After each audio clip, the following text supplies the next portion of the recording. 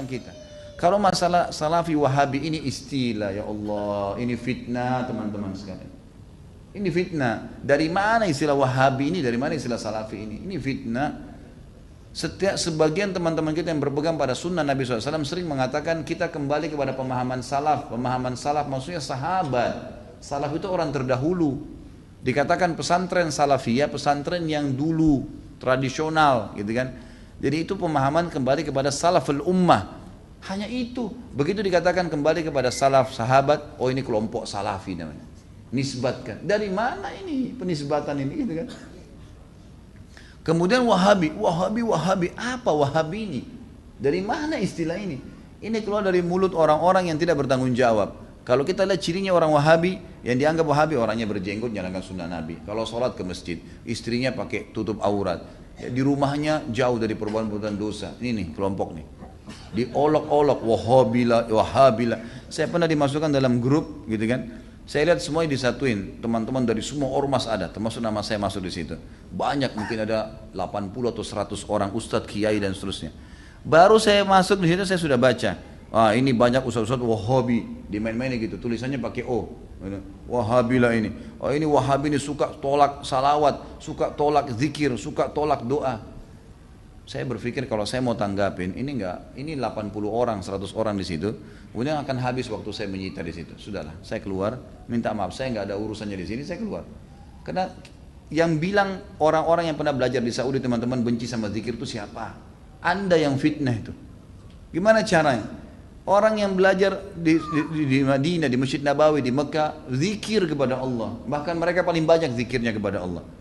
Mereka paling banyak zikir, tapi zikirnya pakai adab, nggak teriak-teriak, gitu kan? Nggak karang-karang. Apa yang Nabi SAW ajarin itu yang disebutin. Adab sama Allah, subhanallah, subhanallah. Dilakukan, bukan tidak dilakukan. Tapi tidak ada subhanallah, alhamdulillah, alhamdulillah. Dibayangkan main-main, Allah hu, apa ini? Ini apa ini? Ini kalau zaman Umar sudah diketuk semua kepalanya nih. Ngarang-ngarang gitu kan. Oh ini benci sama doa. Siapa yang bilang benci doa teman-teman sekalian? Antum nggak dengar tuh bagaimana Syekh Sudes berdoa sampai hampir 1 jam kalau sholat kunut. Itu dikatakan tuh, itu pentolannya wahabi katanya. Baik berdoa kunut 1 jam sampai orang semua pada menangis seluruh dunia, antum bilang itu wahabi. Ini subhanallah ini. Benci doa itu namanya ajib. Sesuatu yang aneh gitu. Bagi saya tuduhan-tuduhan yang tidak beralasan sama sekali. Nggak beralasan nih. Yang penting dari Saudi wahabi gitu kan. Saya sampai waktu mau berangkat ke Saudi, awal saya mau belajar tahun 90, teman-teman ayah saya sempat titip pesan dari kota Makassar, Khalid, nanti kamu ke Saudi, ambil ilmunya tapi jangan jadi wahabi. Baik, saya berangkat 6 bulan pertama teman-teman sekalian, semua guru yang masuk saya ketakutan lihat. Ini wahabi nih. Apa ini wahabi? Mau yang menakutkan ini. Kena wanti-wanti begitu. Lama-lama setelah guru masuk, setiap guru masuk di Madinah, wallahi saya bersumpah atas nama Allah teman-teman sekalian, tidak pernah ada sebutan nama wahabi. Saya tidak pernah dengar kata-kata wahabi dari mulut mereka. Wallah, yang ada cuman qala Allah, qala Rasul. Allah berfirman, Rasulullah bersabda. Wallahi, saya sumpah di sini, di masjid ini memang begitu ajarannya. Begitu ajarannya, qala Allah, qala Rasul. Qala Allah, qala Rasul selalu. Atau diikuti dengan penjelasan Ibnu Abbas, sahabat, Ibnu Umar, sahabat. Nih pemahamannya mereka, ini pemahamannya sahabat tentang ayat ini, tentang hadis ini. Itu yang kita pelajarin. Dan kalau ada masalah fikih didatangkan 4 madhab semua. Imam Syafi'i bilang begini, ini dalilnya. Imam Ahmad bilang begini, ini dalilnya. Imam Malik bilang begini, Abu Hanifah begini, dalilnya. Jelas, semuanya begitu. Setelah 6 bulan saya berpikir, kok saya harus ya takut dengan orang-orang seperti ini ilmu semua disampaikan, gitu kan? Ilmu semua. Dan bagaimana mempertemukan antara ambil ilmunya, jangan jadi wahabi. Bagaimana memahami? Saya nggak nyambung gitu. Gimana caranya? Gitu. Teman-teman sekalian, saya kasih jawaban secara akal sehat. Rasulullah SAW lahir di mana? Di Mekah. Ya, 13 tahun fase turunnya ayat-ayat Makkiyah di mana? Di Mekah. Baik, setelah itu Nabi SAW hijrah ke Madinah. Berapa tahun Nabi di Madinah? 10 tahun. Sampai meninggal kan? Kuburannya ada di sana. Demi Allah, Mekah sama Madinah markas Islam. Ada orang mengatakan itu markas Wahabi, markas ini tempat Nabimu lahir dan mati. Kok gimana sih? Lalu dikatakan itu ajarannya tidak benar, yang sesat. Padahal kalau kita duduk di majelisnya ulama, Ini Rasulullah bersabda, ayat Al-Quran dalam surah ini. Selalu itu, silakan saya tantang siapapun teman-teman sekalian. Bukan tantang. Saya ajak anda kalau lagi umroh, yang mengatakan Wahabi, tolong anda datang ke Masjid Nabawi, Masjid Haram Mekah. Duduk di majelisnya salah satu ulama situ. Coba dengarin apa yang mereka bilang. Coba jalan, atau mau bertanya silakan. Pasti mereka jawab, hukumnya kalau Allah berfirman surah ini. Rasulullah bersabda begini. Itu isinya. Itulah yang mereka bilang Wahabi. Ini kemurnian agama teman-teman sekalian. Dan kalau anda tidak pertahankan kemudian agama, lalu siapa yang mau pertahankan? Ini aneh sekali gitu. Ini luar biasa, sebenarnya harus diluruskan. Mudah-mudahan Allah berikan hidayah ya.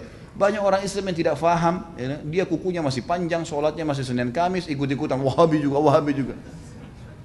Bukannya belajar, bukannya nanya, malah ikut-ikutan. Ini fitnah di tengah-tengah kaum muslimin. Kata Nabi SAW, Yahudi terpecah 71 golongan, Nasrani 72, umatku 73, semuanya di neraka. Mampir neraka dulu, nanti masuk surga iya. Kecuali satu, nggak pakai lewat neraka masuk surga. Kata para sahabat sudah tanya, siapa itu ya Rasulullah? Apa kata Nabi? Yang berpegang pada sunnahku dan sahabatku. Nah ini yang selalu ditunjuk Salafi, Wahabi ini yang selalu berkata Rasulullah bersahabat. Ini orang yang berpegang pada kemudian Islam. Teman-teman sekalian, berhenti dalam masalah istilah-istilah seperti ini. Ini bahaya, memperpecah umat dan macam-macam. Saya lihat beberapa di cuplikan YouTube saya, ada kata-kata di bawah. Oh ini pentulannya Wahabi nih. Ini mungkin ISIS nih. Nah ini mungkin ini nih. Ini mungkin ini nih. Padahal orang itu tidak kenal saya. Bagaimana pertanggungjawaban dia hari kiamat di depan Allah? Coba nuduh saya. Bisa ketemu sama saya minta maaf nggak? Kalau nggak ketemu, gimana coba? Saya bisa maafin, tapi dalam hukum Islam, kalau seseorang memfitnah saudaranya Muslim, menuduh sesuatu yang dia tidak punya ilmu, kan itu. Sudah dimaafin pun pada orang yang melakukan, orang-orang yang sedang difitnah, tetap hukum syar'i dia harus minta maaf. Kalau tidak, saya dapat pahala karena memaafkan, dia tetap dihukum sama Allah karena masih belum minta maaf. Variabelnya begitu kan, hukumnya begitu. Orang mencuri, kemudian dia tidak kembalikan haknya orang, tetap dihukum, nggak bisa. Maka teman-teman berhenti dari fitnah ini. Kita ikut-ikutan, ini dikatakan teroris, oh kita juga ikut-ikutan teroris semua. Ini garis keras, ini kita katakan garis keras. Belajar. Kita punya mata bisa melihat, telinga bisa mendengar, hati bisa berpikir, bisa merenungi. Dengar dong dulu, gitu kan? Apa yang disampaikan? Kalau disampaikan benar, terima. Kan itu. Teman-teman yang dituduh dengan istilah ini hanya betul-betul kembali kepada kemudian Al-Quran dan Sunnah. Itu. Coba hadiri pengajiannya pasti selalu kalau Allah, kalau Rasul. Kalau Allah, kalau Rasul. Ini ajaran Islam teman-teman. Gak pernah ada perkataan kata kiai saya, kata guru saya, kata gini, kata gitu. Gak pernah. Anda boleh ikuti ceramah saya, kalau saya pernah katakan ini kata si fulan ini sudah jauh. Kalau Allah, kalau Rasul. Ada tanggapan ulama yang merincikan mungkin atau menyampaikan, itu mungkin. Ini Allahu a'lam. Mudah-mudahan Allah perbaikin keadaan muslim.